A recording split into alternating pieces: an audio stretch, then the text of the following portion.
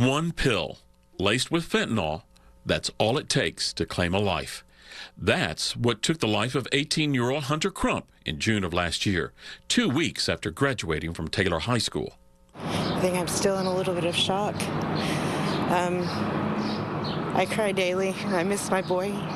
Kimberly Crump is Hunter's mom. She says her son wasn't a drug addict, but made the mistake of asking someone for a pain pill to help with a back injury.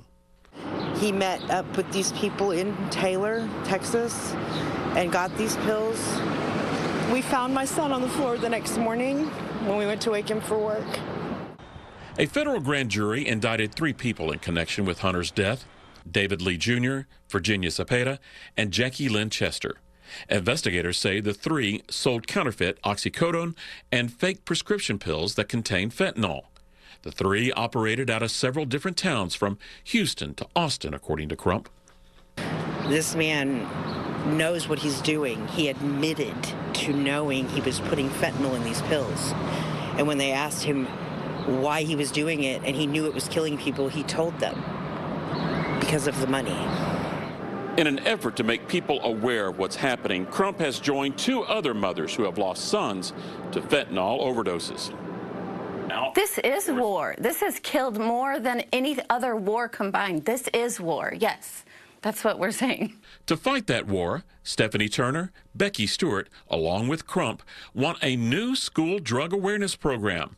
Legislation has been filed and named after Turner's son, who died in 2021.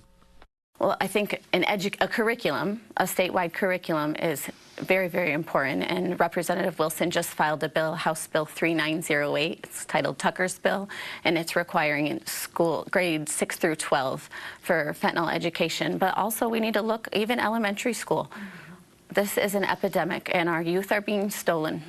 Stephanie's speaking loud and clear by going to the Capitol. For Stewart, a single, small packet of sugar is how she drives home her warning. I tear it open and I pour it into a container and say if that was fentanyl, and as I'm dumping it, I say that's enough fentanyl to kill 500 people. And people go, oh. The state is tracking fentanyl deaths. In most cases since 2018, nearly 2,800 involved males. Just over 1,000 were women.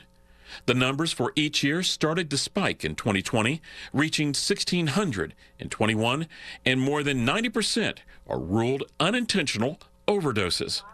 The 3 moms fear the deaths will increase, which is why they are stepping forward, trying to turn their pain into purpose.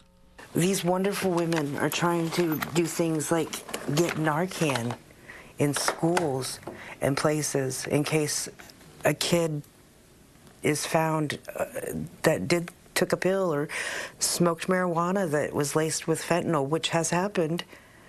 And they're trying to make these things available so that these children don't die because they don't understand. The kids don't understand. There's not enough education.